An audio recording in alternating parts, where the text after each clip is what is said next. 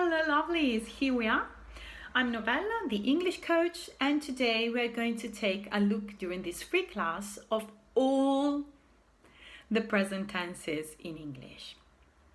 So what we are going to deepen is the present simple, number 1, number 2, the present continuous, number 3, the present perfect, and number 4, the present perfect continuous.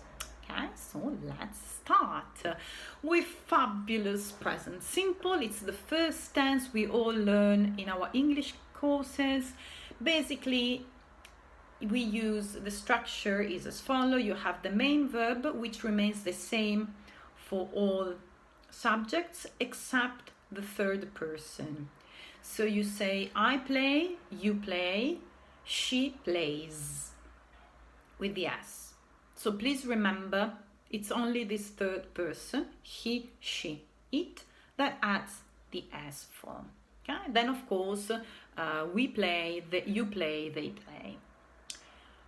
When do we use this construction? We use the present simple in 3 different situations. First one is when we are referring to a routine action, something that happens, that always happens, and it's always the same. So for example, I go to work every day, it's always the same. She wakes up at 7 every day, it's always the same. First. Second, we use it to express objective truths, and that the example you find in every single English grammar book is water boils at 100 degrees, I think it is. Anyways, yes, water boils. Okay, objective truth.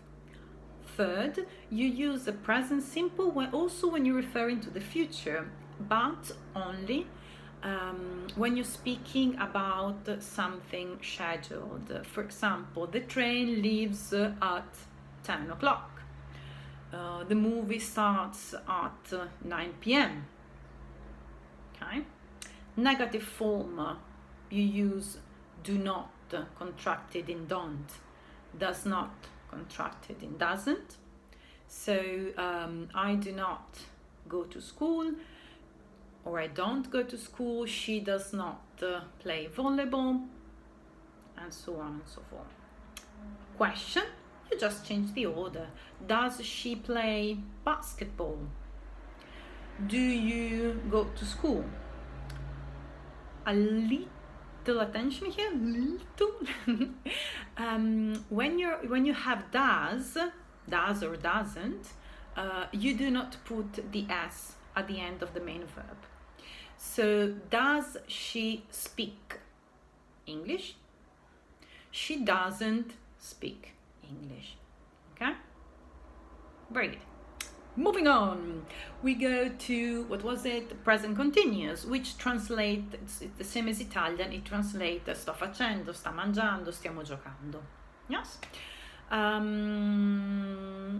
How do you build this construction, this tense?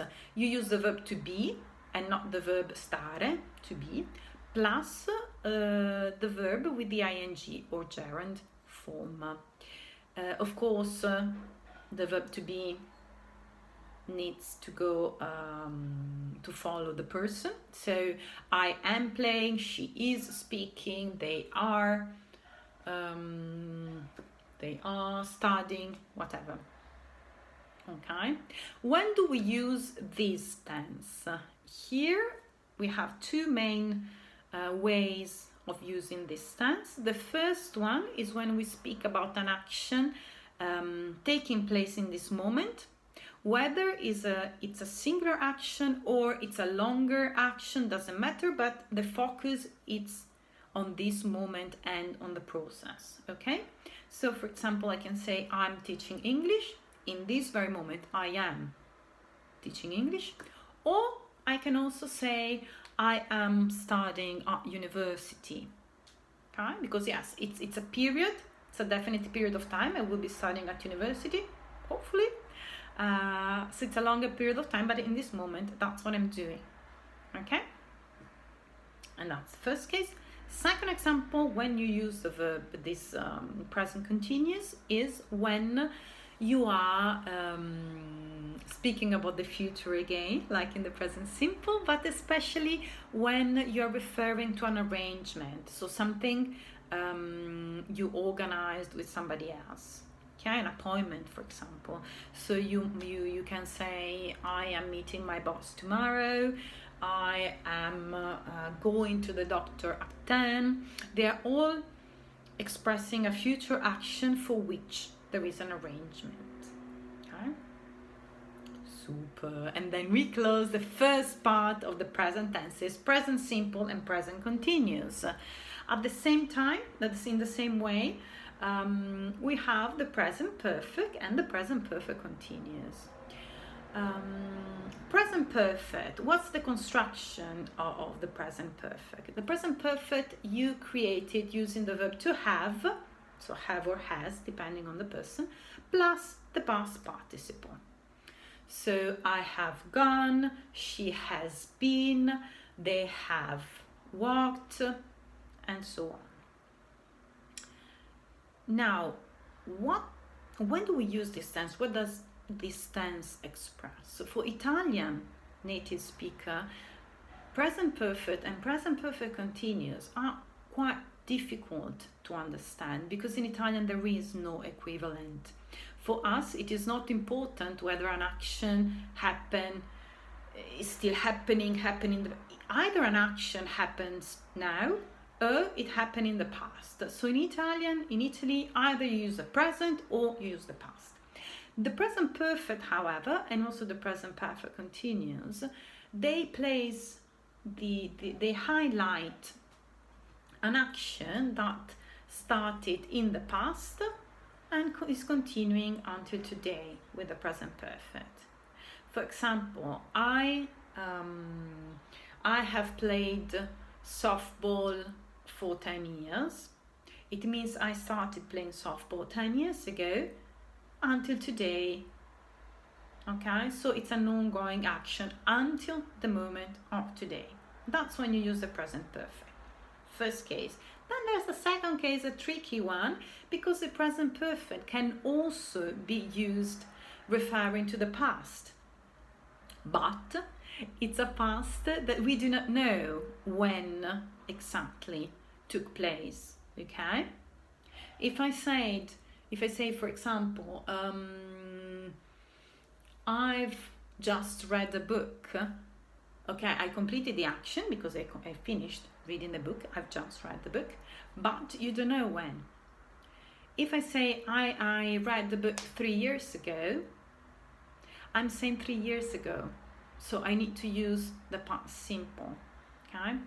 Please be aware that this is the easiest way to figure out whether you need to use the present perfect or the simple past. Every time you have a time marker, last year, 1 year ago, 5 minutes ago, last week, then it's a simple past.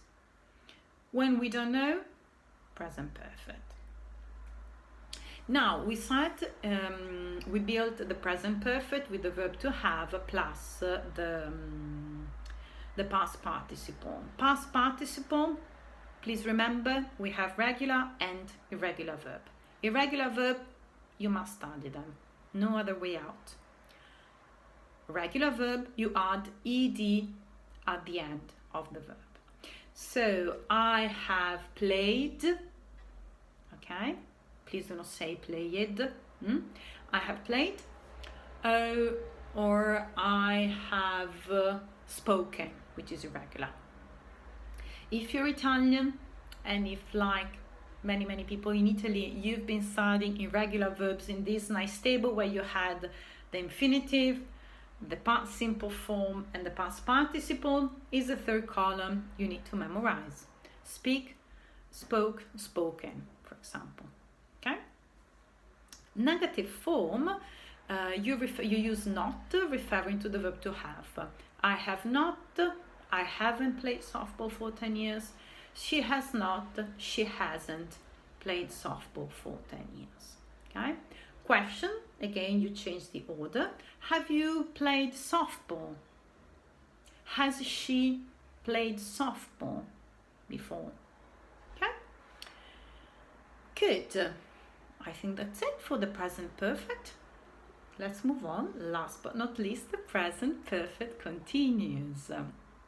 Present perfect continuous, you create this tense using the verb to have, and then you put been, B-E-E-N, okay?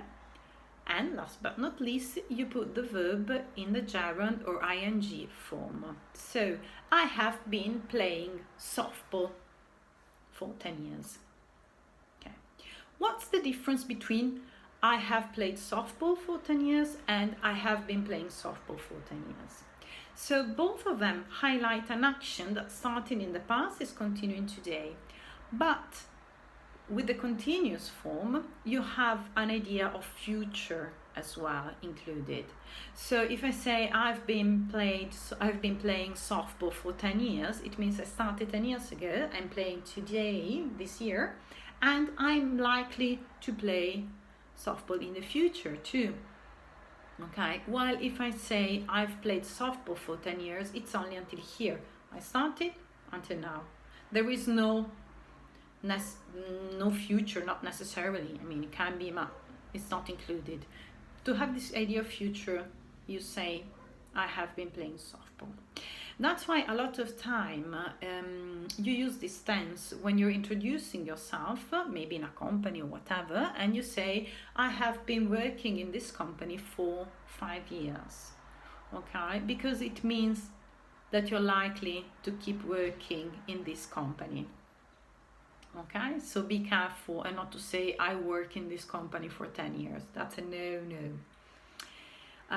How do you build the negative form? Against not referring to the verb to have. So I have not been playing volleyball.